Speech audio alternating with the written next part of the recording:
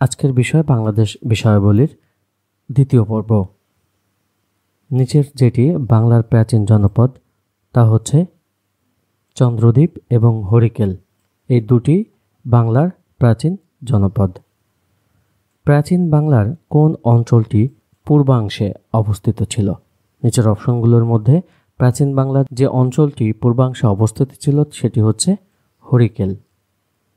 প্রাচীন বাংলার হরিকেল জনপদ অঞ্চলভুক্ত এলাকা হচ্ছে চট্টগ্রাম। সিলেট জেলা প্রাচীনকালে কোন জনপদের অন্তর্ভুক্ত ছিল? সিলেট জেলা ছিল হচ্ছে হরিকেল জনপদের অন্তর্ভুক্ত। প্রাচীন বাংলার ইতিহাস গঙ্গা ও করতোয়া নদীর মধ্যবর্তী অঞ্চলের জনপদকে কি বলা হতো? প্রাচীন বাংলার ইতিহাসে গঙ্গা ও করতোয়া নদীর মধ্যবর্তী অঞ্চলের জনপদকে বলা হতো বরেন্দ্র।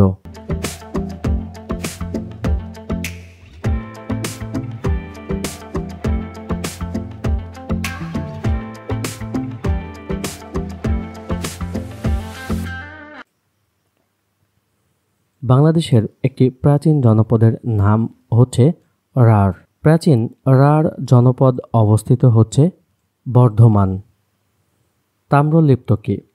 তাম্রলিপ্ত হচ্ছে প্রাচীন জনপদ। বাংলার প্রাচীনতম বন্দরের নাম কি? বাংলার প্রাচীনতম বন্দরের নাম হচ্ছে তাম্রলিপ্ত। কোনটি বাংলার প্রাচীন জনপদের নাম নয়? নিচের অপশনগুলোর মধ্যে বাংলার প্রাচীন জনপদের নাম নয় হচ্ছে মৌর্য।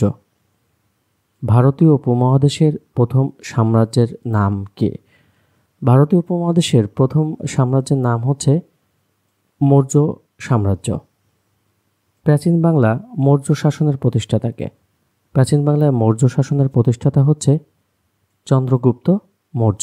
পাটালিপুত্র রাজধানী ছিল কোথায়? পাটালিপুত্র রাজধানী ছিল হচ্ছে গুপ্তদের এবং মৌর্যদের। তক্ষশিলা কোন দেশে অবস্থিত? তক্ষশিলা অবস্থিত হচ্ছে পাকিস্তানে। চাণক্য কার প্রধানমন্ত্রী ছিলেন? চাণক্য ছিলেন চন্দ্রগুপ্ত মৌর্যের প্রধানমন্ত্রী। চাণক্য ছিলেন প্রাচীন ভারতের একজন বিখ্যাত অর্থনীতিবিদ এবং কূটনীতিক।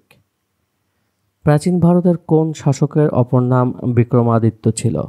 সঠিক উত্তর হচ্ছে দ্বিতীয় চন্দ্রগুপ্ত। মহাকবি কালিদাস যে যুগের কবি ছিলেন? মহাকবি কালিদাস ছিলেন গুপ্ত যুগের কবি। মেঘদূত কাব্য কার লেখা? মেঘদূত কাব্য হচ্ছে মহাকবি কালিদাসের লেখা। অমরকোষ কি জাতীয় গ্রন্থ? অমরকোষ হচ্ছে অভিধান। প্রাচীন বাংলায় কতটি রাজ্য ছিল? প্রাচীন বাংলায় ছিল 2টি রাজ্য। প্রিয় শিক্ষার্থী, বিসিএস প্রাইমারি নিবন্ধন স্বাস্থ্য সহকারী, ডাক বিভাগ, বাংলাদেশ রেলওয়ে, খাদ্য অধিদপ্তর, বিভিন্ন মন্ত্রণালয় অধিদপ্তর সহ সকল সরকারি নিয়োগ পরীক্ষার নিশ্চিত কমন এবং পাস উপযোগী শর্ট সাজেশন সকল বিষয়ের সংগ্রহ করতে কল করুন অথবা যোগাযোগ করুন হোয়াটসঅ্যাপের মাধ্যমে। নম্বরটি হচ্ছে 01711317691। বঙ্গ ও গৌড় দুটি স্বাধীন রাষ্ট্রের উদ্ভব ঘটে কত শতকে? সঠিক উত্তর হচ্ছে 6ষ্ঠ শতকে। প্রাচীনকালে এদেশের নাম ছিল হচ্ছে বঙ্গ। প্রাচীনকালে এদেশের নাম ছিল বঙ্গ। মহারাজাধিরাজ পদবী কারা গ্রহণ করেন? মহারাজাধিরাজ পদবী গ্রহণ করেন গোপচন্দ্র, ধর্মাদিত্য ও সমাচার দেব।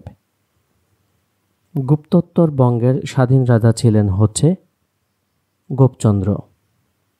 প্রাচীন জনপদগুলোকে একত্রিত করে গৌড় রাজ্য প্রতিষ্ঠা করেন কে? প্রাচীন জনপদগুলোকে একত্রিত করে গৌড় রাজ্য প্রতিষ্ঠা করেন হচ্ছে শশাঙ্ক। ধারণা করা হয় প্রাচীন গৌড় জনপদের অন্তর্ভুক্ত ছিল মুর্শিদাবাদ। মহাসামন্ত কার উপাধি ছিল? মহাসামন্ত ছিল শশাঙ্কের উপাধি। কে গৌড়ের স্বাধীন নরপতি ছিলেন? গৌড়ের স্বাধীন নরপতি ছিলেন শশাঙ্ক। বাংলার প্রথম স্বাধীন ও সার্বভৌম রাজা হলেন শশাঙ্ক। অবিভক্ত বাংলার সর্বপ্রথম রাজা কাকে বলা হয়? অবিভক্ত বাংলার সর্বপ্রথম রাজা বলা হয় শশাঙ্ককে। প্রাচীন গৌড়ের রাজধানী ছিল কোনটি? প্রাচীন গৌড়ের রাজধানী ছিল কর্ণ সুবর্ণ। শশাঙ্কের রাজধানী কি ছিল? শশাঙ্কের রাজধানীর নাম ছিল ঢাকা। বাংলার প্রাচীন নগর কর্ণ সুবর্ণ এর অবস্থান ছিল হচ্ছে মুর্শিদাবাদে। বাংলার প্রাচীন নগর কর্ণ সুবর্ণ এর অবস্থান ছিল মুর্শিদাবাদে। শশাঙ্ক প্রথম জীবনে ছিলেন সামন্ত। হর্ষবর্ধনের সভাকবি কে ছিলেন? হর্ষবর্ধনের সভাকবি ছিলেন বাণভট্ট। হর্ষচরিত্র গ্রন্থটি রচনা করেন বাণভট্ট। মাৎস্যন্যায় বাংলার কোন সময়কাল নির্দেশ করে? মাৎস্যন্যায় নির্দেশ করে সপ্তম থেকে অষ্টম শতক। মাৎস্যন্যায় ধারণাটি কিসের সাথে সম্পর্কিত? মাৎস্যন্যায় ধারণাটি সম্পর্কিত হচ্ছে আইন শৃঙ্খলাহীন অরাজক অবস্থার সঙ্গে। মাৎস্যন্যায় নির্দেশ করে রাজনৈতিক পরিস্থিতি। মাৎস্যন্যায় নির্দেশ করে শশাঙ্ক পরবর্তীকাল। মাৎস্যন্যায় নির্দেশ করে গোপালের আগমন। মাৎস্যন্যায় কোন শাসনামলে দেখা যায়? মাৎস্যন্যায় দেখা যায় হচ্ছে পাল তাম্র শাসনামলে। মাৎস্যন্যায় সম্পর্কে জানার উৎস হচ্ছে সন্ধ্যাকর নন্দীর বিবরণ। বাংলার প্রথম বংশানুক্রমিক শাসন শুরু করেন হচ্ছে গোপাল। বরেন্দ্র যে রাজাদের পিতৃভূমি তা হচ্ছে পাল রাজা।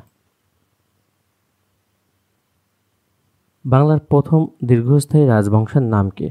বাংলার প্রথম দীর্ঘস্থায়ী রাজবংশের নাম হচ্ছে পাল বংশ।